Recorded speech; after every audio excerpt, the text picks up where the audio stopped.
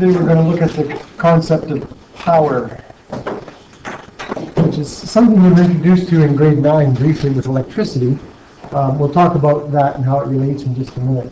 But generally speaking, power is the word we use to describe the rate of doing work, how fast work gets done. Or another way of saying that would be the rate of change in energy, since work is the change of energy. How fast is energy being changed? Oops. Rate of change in energy, or of energy. So both of these definitions work. Get it? What we have to do is look at what that means mathematically. But just to illustrate the difference so we can understand it, you can imagine if you had a pile of rocks that you had to move, you could move this. Let's say each of these rocks has the same mass, just to make it easy to understand. Well, this pile of rocks could be moved, lifted up, and brought over here and put back down, and made into another pile on this side. You could do this using one rock at a time. A human, for instance, could pick up one rock, bring it over, put it down. But it would take a very large amount of time for the human to do that. So instead, they might decide to get a backhoe and just pick up the whole pile and bring it over here and dump it in a very small amount of time. Small time. But the amount of energy that has been changed or used up here is the same. If you do MGH and you figure out how much energy it would take to lift all these rocks, whether you put the mass of one rock in at a time and add it all up, or just do the whole mass at once, it's going to be the same number, right? The same amount of energy will be required to lift this pile. If you lift it a little bit, one rock at a time, it'll take a longer time. So what we would say is that the power output of a human is very low, because it takes a lot of time to do that amount of work. But the power output of the backhoe is very high, because it can do the same amount of work, or change the same amount of energy in a very small time. So that's what we're getting at when we talk about power. So let's think about how that could be expressed. Mathematically, power then is the rate of doing work, or the work done divided by time. That's one way to express it.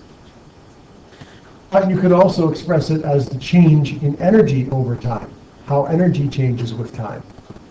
And because we can express energy in many different ways, that could be 1/2 mv squared on top of this expression. But it might also be mgh, or some version thereof. Or there's a whole bunch of other formulas for energy. In grade 9, you learned that power was electrical energy was voltage times current times time divided by time, which becomes voltage times current. So that's another way that you could calculate power. So basically there are lots of formulas. As long as you have an energy or a change of energy on top of some kind, then that would, and time on the bottom, that would constitute power. We're going to primarily deal with these two, though, because these are the ones we've been working with most often. So we're not going to use the electricity power equation too much in this course right now. You do that in grade 9 anyway. And we'll see in a minute there's even another way that we can express power, which we'll get at. So let's do a couple of examples of how we might do this. Let's see. Let's take a simple example. A cyclist. I wrote them down so I wouldn't forget them. So, a cyclist, let's say with a mass of 30 kilograms, changes their speed. Changes their speed from, let's say her speed, from 3 meters per second to 8 meters per second. And the amount of time it takes to do this, we're going to say, is 4 seconds. So we might ask ourselves, what is the power output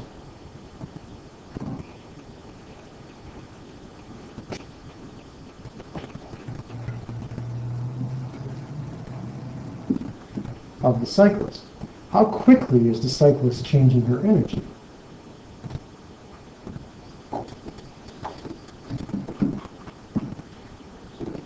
So power equals the change in energy over time. So I'm going to choose to use this formula because this question is talking about changing speed, and so we can tell that there's going to be a change in kinetic energy.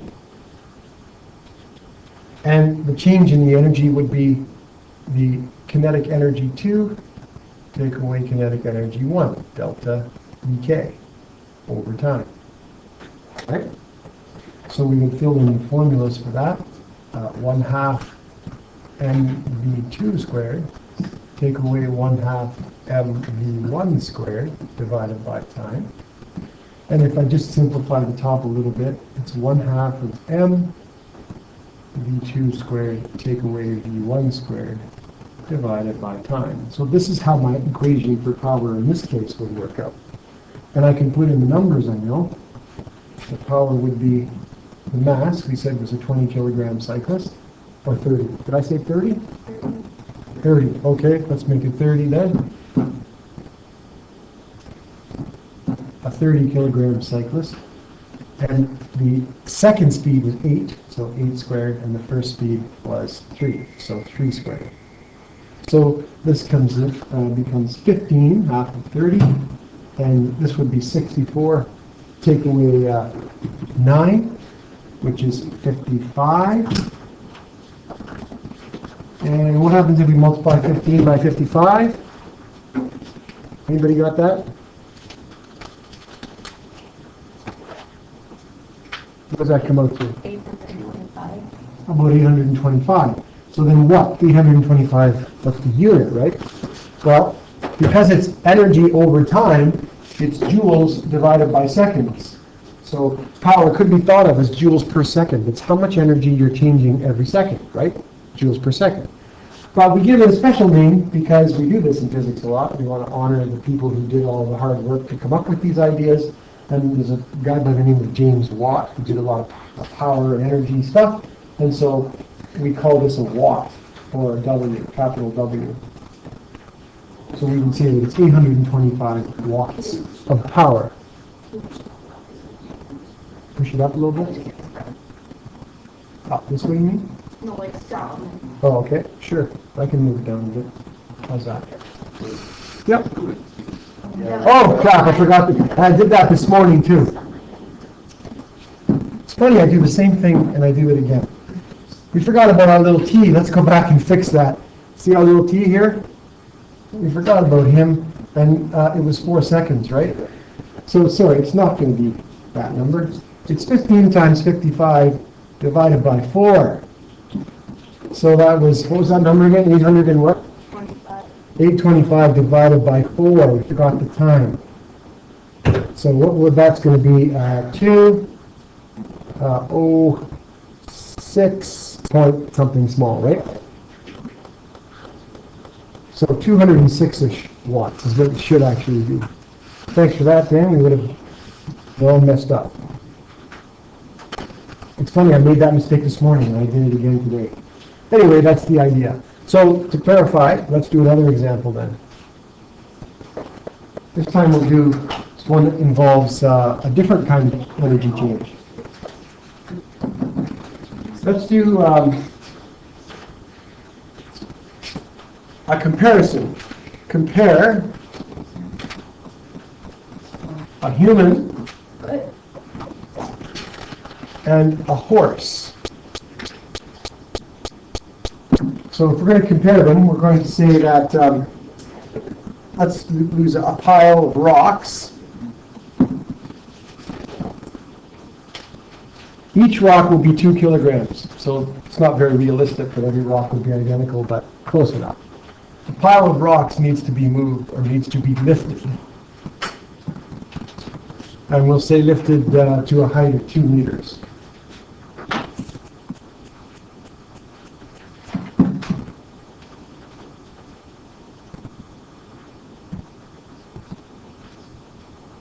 Actually, was this a horse, or was this a... No, it wasn't a horse. Sorry. That's another question. It was a backhoe. Let's put a backhoe in Does it here. matter? What's that? Does it really Well, kind of, horses don't really lift stuff. They pull stuff, but yeah, kind of. The next one is a horse, I mixed it up. So let's say it's a human and a backhoe. Okay, we need to lift up this pile of rocks, right? Here's the deal. The human can lift one rock.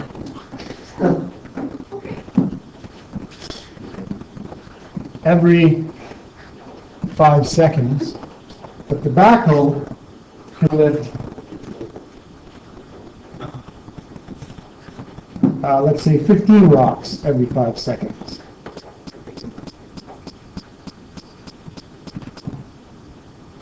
And we just want to basically compare the power output of these two guys. So we'll talk about the human power over here. Human power, backhoe power.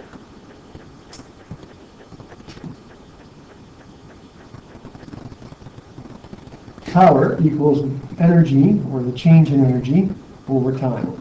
In this case, we're talking about lifting. So we're talking about lifting energy, which is gravitational energy. So the change would be mg2 minus mg1 over time. So you see how I'm doing a different set of kinetic energy. I'm using gravitational energy. It doesn't matter what kind of energy it is, it's just always on top.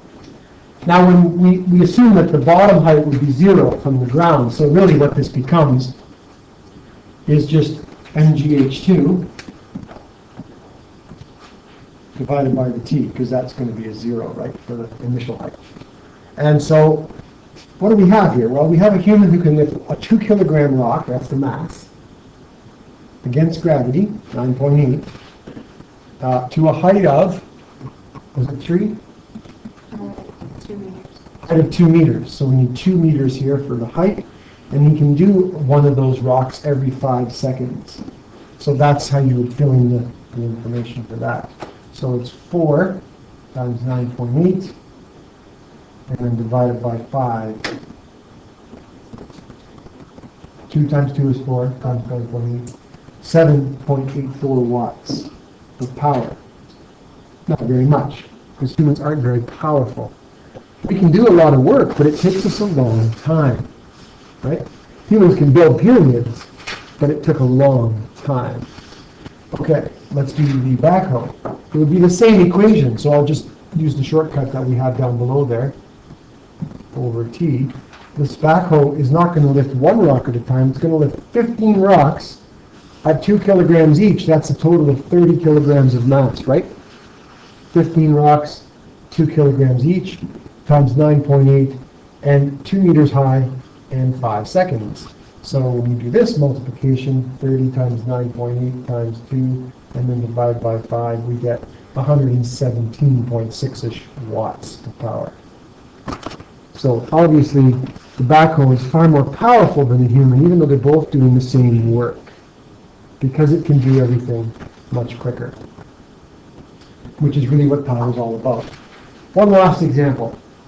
A horse, this time it's really a horse, is pulling a plow.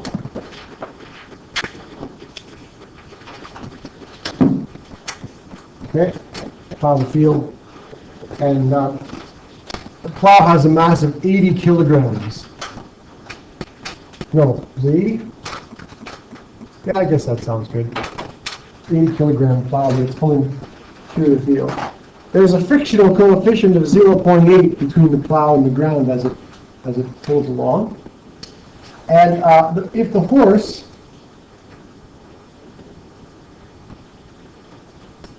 pulls the plow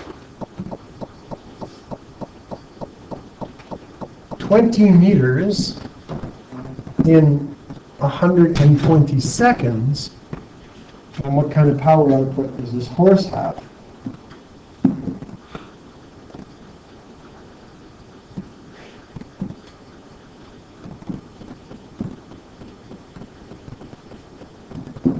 In this case, we have a horse that's doing work. The horse will be applying a force to the plow over a distance. So what we're going to do is we're going to consider that in this case the power would be the work done by the horse over time. But it's all the same thing.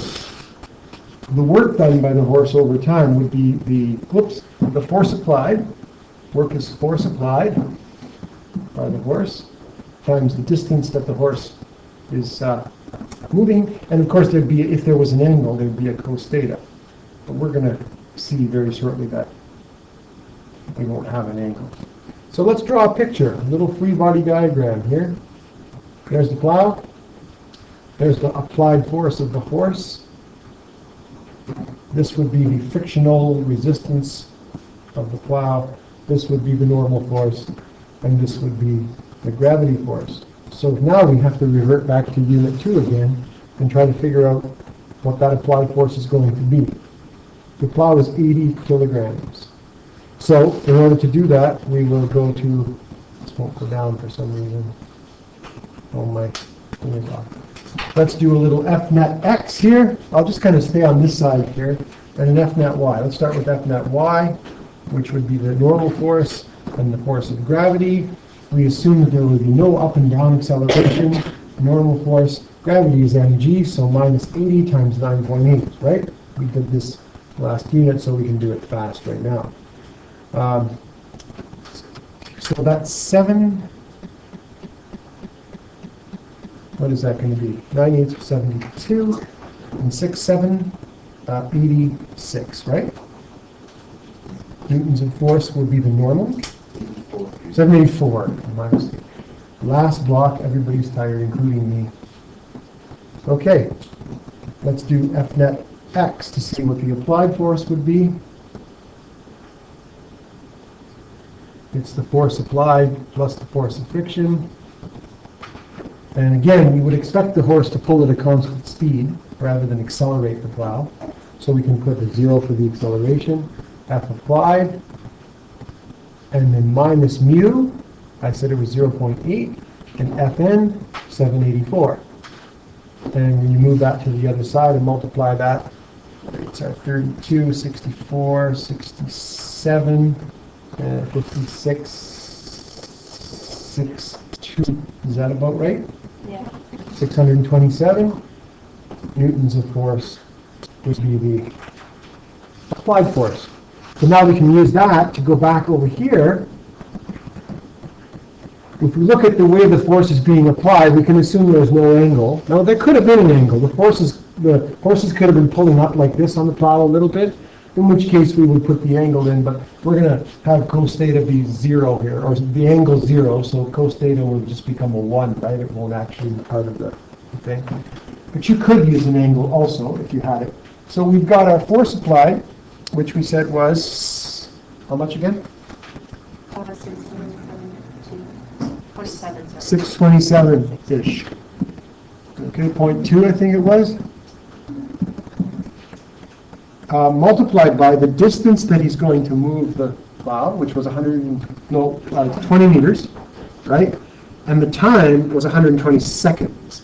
So we can still get our answer. If you multiply all that out, it's going to be, around 100? 27.2 times 20 equals divided by 120, about 104-ish or 105 rounded off watts of power for this particular horse. So I've given you 3 examples, one using kinetic energy, one using gravitational energy, and one using work. It's really not that difficult. I will point out something though. If you look at this situation of the horse pulling something, we can make a little shortcut here. If you look at the expressions we used, what we have is a force right here multiplied by a distance over a time right there. So let me write that down under here.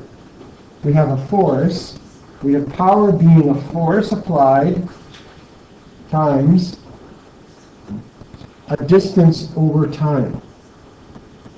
And what is distance over time? Well, if you're moving at a constant speed, it's constant speed. So F applied times the speed of an object could also be a way of calculating power, which is essentially what we did here. You must remember, though, that this is for constant speed only,